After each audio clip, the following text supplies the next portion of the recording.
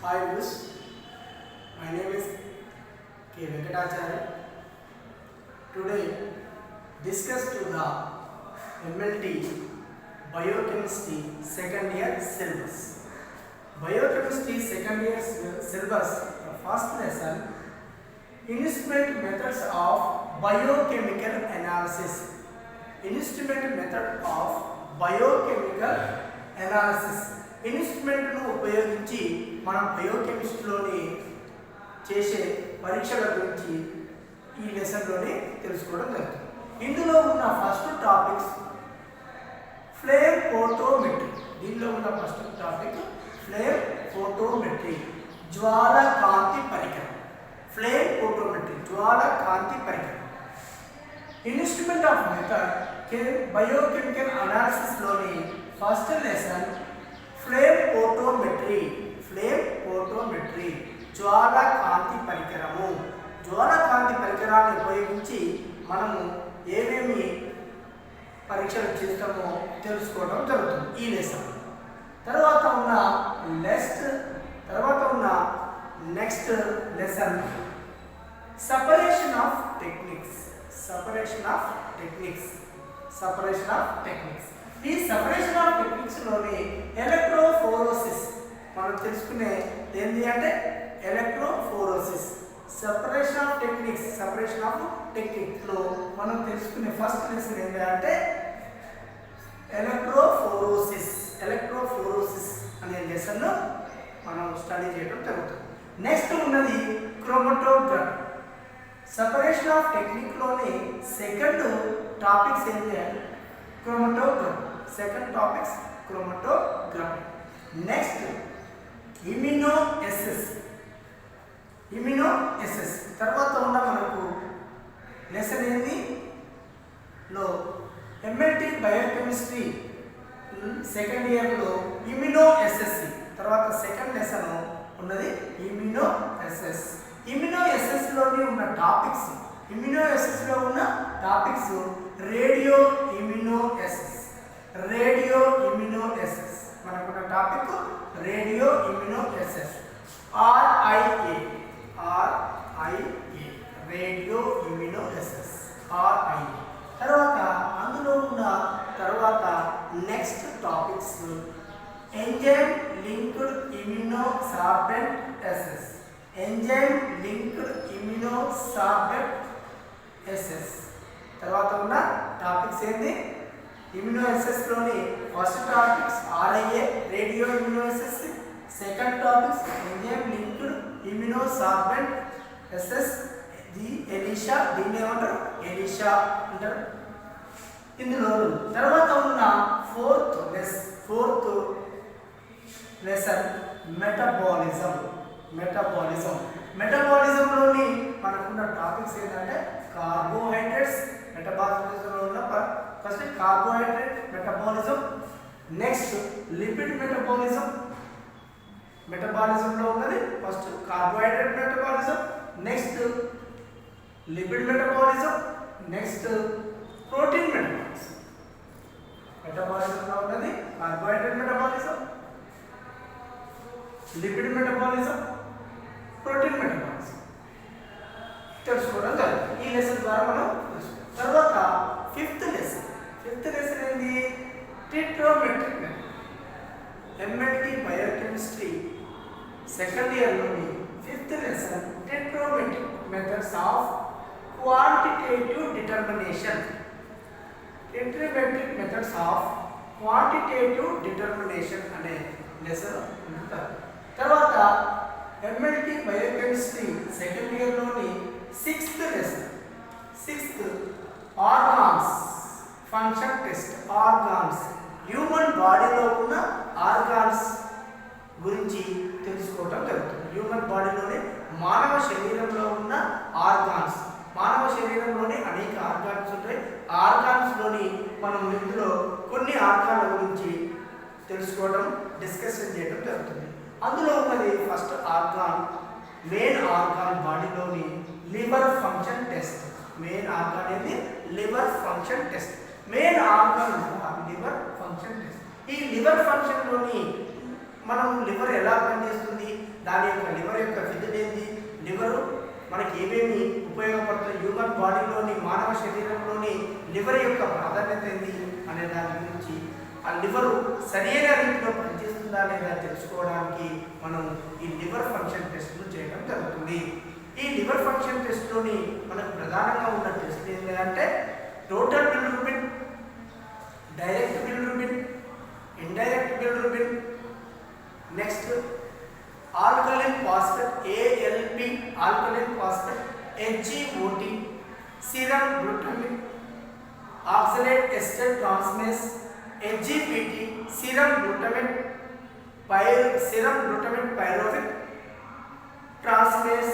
ఇవి ఇందులో next total proteins, albumin, globulin, AG ratio, GGT, వీటి గురించి మనకు లివర్ ఫంక్షన్ టెస్ట్లో తెలుస్తుంది. ఈ పరీక్షలన్నీ చేసినట్లయితే లివర్ ఎలా ఉందో అంటే కాలేయం ఎలా ఉందో మనకు తెలుసుకోవడం జరుగుతుంది. కాలేయం పనితీరును సక్రమంగా ఉన్నది లేని ఈ లివర్ ఫంక్షన్ టెస్ట్లో తెలుస్తుంది. లివర్ ఫంక్షన్ టెస్ట్లో మనకు కాలేయము అంటే లివర్ ఫంక్షన్ కరెక్ట్గా ఉందా లేదా తెలుసుకోవడం జరుగుతుంది.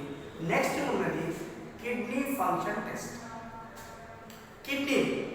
కిడ్నీ అనగానే మూత్రపిండములు మనకు బాడీ ఎంత భాగంలోని రిబ్స్ కింది భాగంలోని అంటే లాస్ట్ రిబ్స్ కింది భాగంలోని రెండు అటువైపు ఇటువైపు చిక్కుడు గింజ ఆకారంలోని ఉండడం జరుగుతుంది. వాటిని కిడ్నీలు అంటారు.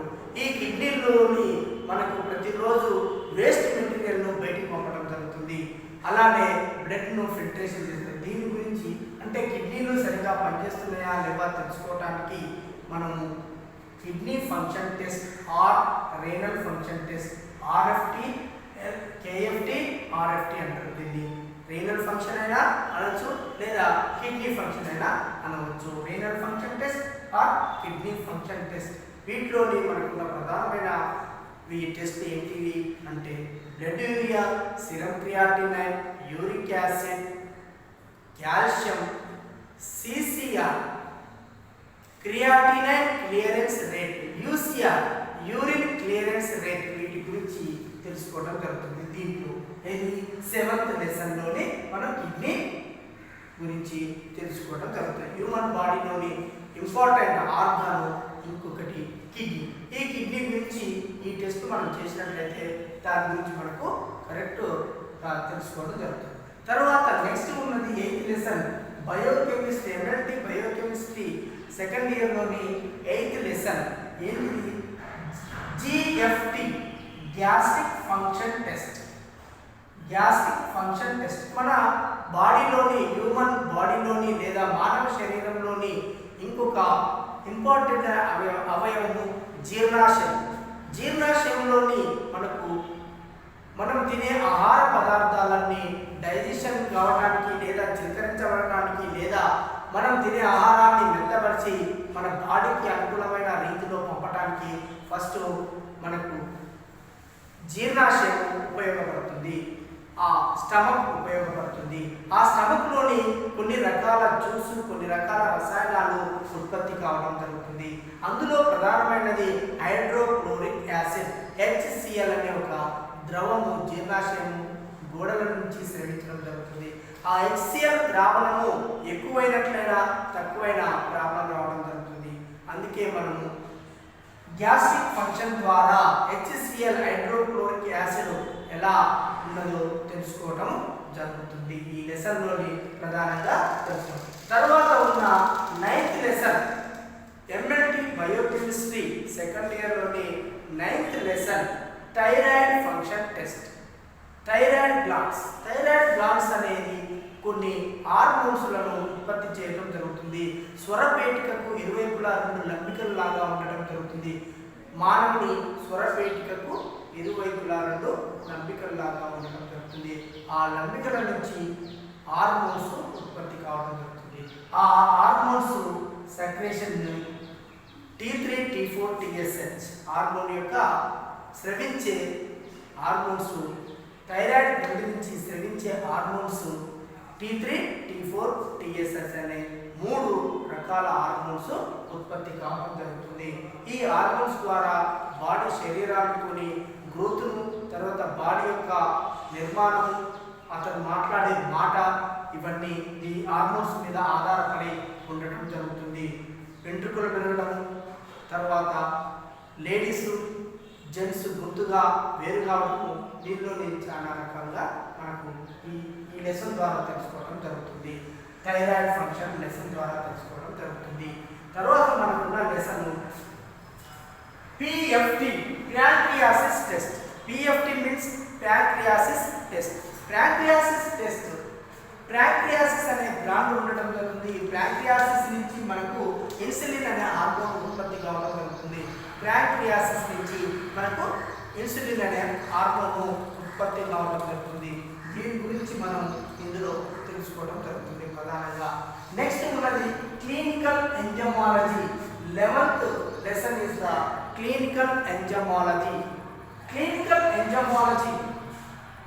ఎంజైమ్స్ గురించి మనం ఇందులో తెలుసుకోవడానికి ఉపయోగపడడం జరుగుతుంది. అలానే నెక్స్ట్ ఉన్నది 12th లెసన్ ఎంఎల్టీ బయోకెమిస్ట్రీలోని 12వ లెసన్ ఏంటిది అంటే బాడీ ఫ్లూయిడ్స్. మానవ శరీరంలోని అనేక రకాల ఫ్లూయిడ్స్ ఉండటం జరుగుతుంది. హ్యూమన్ బాడీలోని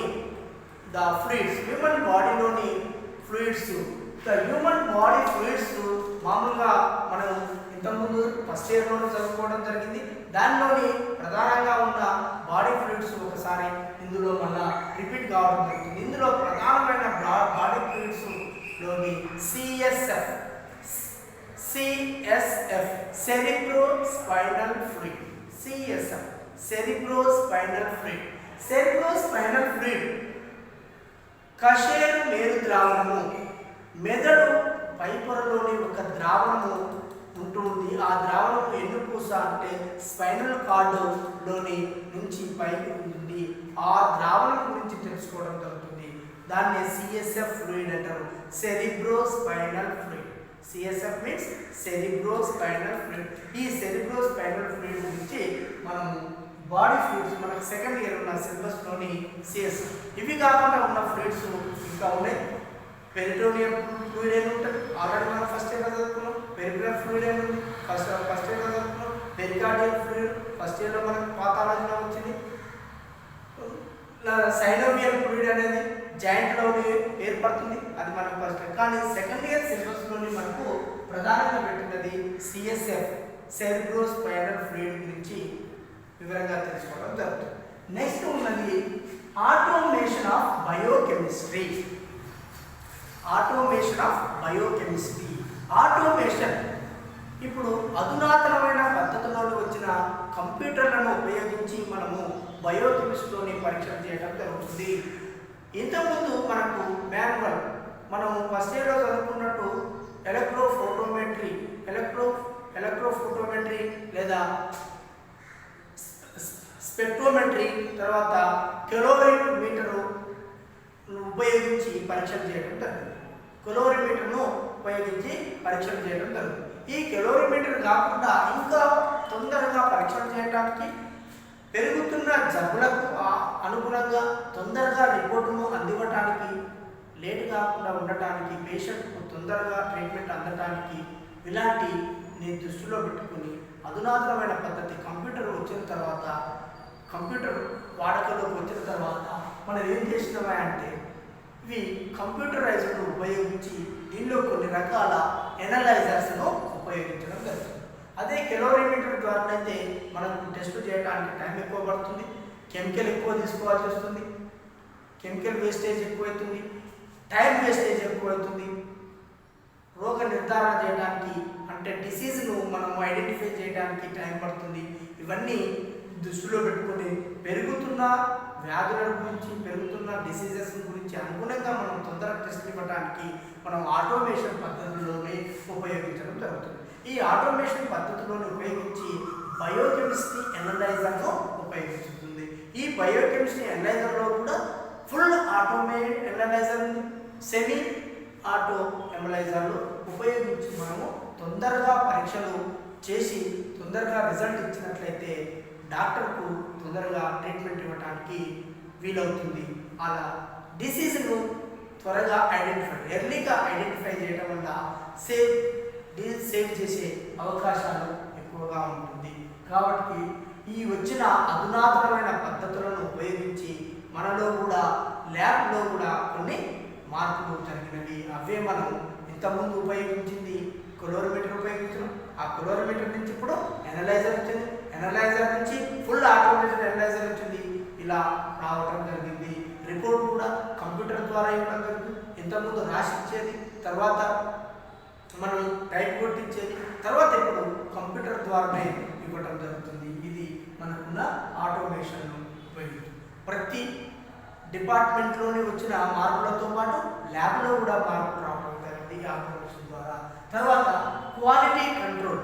ఏదైనా వస్తువును కొన్నా, మనం ఏదైనా తీసుకున్న క్వాలిటీ అంటే నాణ్యంగా ఉండాలి. నాణ్యతతో కూడినది అయితే మన్నిక ఎక్కువ రోజులు వస్తుంది. అందుకనే మనం వాడే కెమికల్స్ను, వాడే టెస్ట్లకు వాడే కెమికల్స్ను కూడా మనం ఏం చేయాలి, నాణ్యత ఉండాలి వాడాలి. హై క్వాలిటీ కెమికల్స్ను వాడాలి. హెవీ క్వాలిటీ ఉన్న కెమికల్స్ వాడినట్లయితే మనకు కరెక్ట్గా అయిన రిజల్ట్ రావడం జరుగుతుంది. అందుకని ఈ క్వాలిటీ కంట్రోల్ను గురించి తెలియజేయాలి. మీరు రేపు ల్యాబ్ పెట్టిన తర్వాత ఎలాంటి క్వాలిటీ కెమికల్స్ వాడాలి, ఎలాంటి క్వాలిటీ మిషన్లు కొనాలి, ఎలాంటి క్వాలిటీకి సంబంధించిన టెస్ట్ ట్యూబ్లు కానీ ల్యాబ్కు సంబంధించిన ఎక్విప్మెంట్ కానీ కొనడానికి మనకి ఈ సబ్జెక్టును ముందే పరిచయం చేయడం జరుగుతుంది. ఎంఎల్టీ సెకండ్ ఇయర్ బయోకెమిస్ట్రీ ద్వారా మీరు రేపు ఎంఎల్టీ వెళ్ళిపోగానే ఒకవేళ మీరు ఎవరైనా ల్యాబ్ పోయినప్పుడు ఇలాంటివి తెలుసుకోవడానికి మనం ముందే ఒక సబ్జెక్టును పెట్టడం జరిగింది.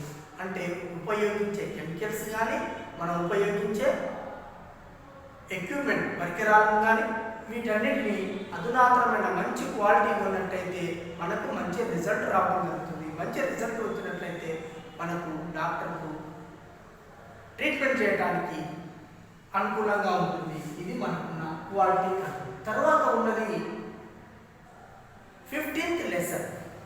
బయోకెమిస్ట్రీలోని 15th లెసన్, 15వ లెసన్ డయాగ్నోస్టిక్ టెస్ట్, డయాగ్నోస్టిక్ పరీక్షలు.